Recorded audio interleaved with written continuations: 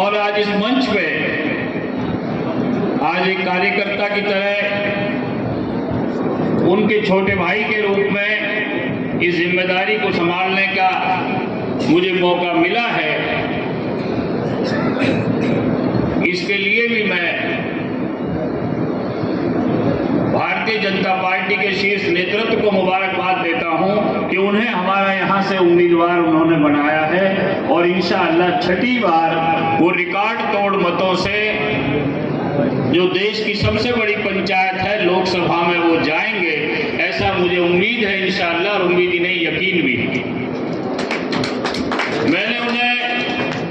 बड़ा भाई कहा तो ये कोई राजनीतिक बात नहीं है,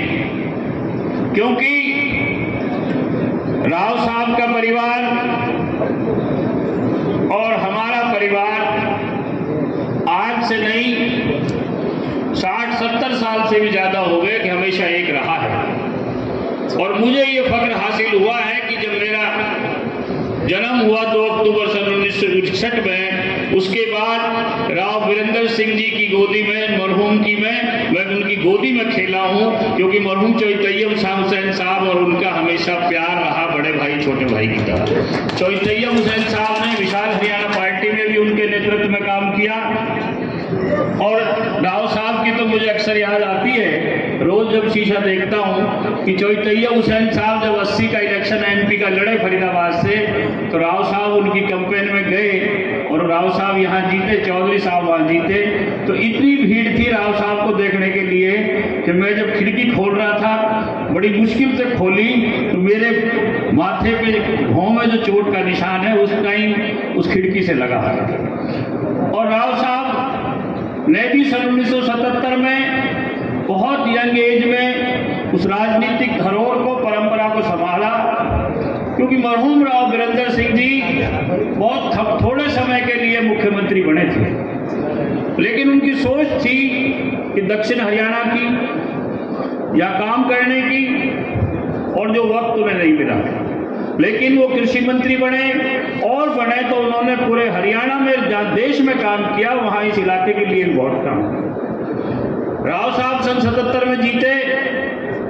और उन्होंने अपनी राजनीतिक पारी शुरू की, तो उसी विरासत को उन्होंने आगे बढ़ाया कि जो समाज सेवा पे आधारित थी और जो लोगों की खिदमत की बात थी, जो इलाके के विकास की बात थी। 1991 में मुझे फख्र हासिल हुआ कि मैं उनके साथ इंडिपेंडेंट एमएलए जीता। राव साहब कैबिनेट मिनिस्टर थे जोई भजनलाल की गवर्नमेंट में, लेकिन मंत्री रहते हुए भी उन्होंने हम सबको साथ लेकर 24 एमएलए बनते थे। हम रोहतक का दक्षिण हरियाणा में गिना जाता था, हुड्डा साहब भी मानते थे। अहीरवाल मेवात की पानी की लड़ाई लड़ने के लिए हमें हमारा हक मिले, बतौर मंत्री राव साहब ने हमें लीड किया। कोई मंत्री सरकार से इलाके की लड़ाई लड़े और मेवात की लड़ाई लड़े,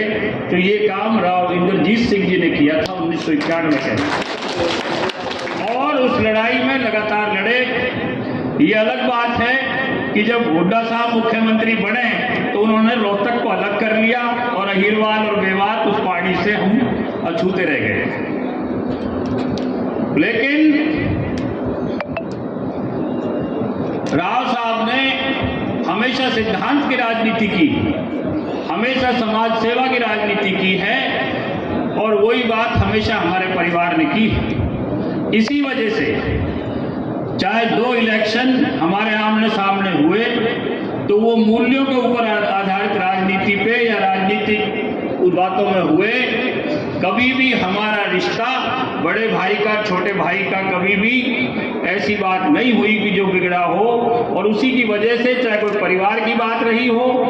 चाहे परिवारों में खुशी गमी की बात हो, उनमें हमेशा हम लोग एक दूसरे के साथ इसी तरह शामिल होते रहे, और राव वीरेंद्र सिंह जी का भी ऐसे ही आशीर्वाद मिलता है।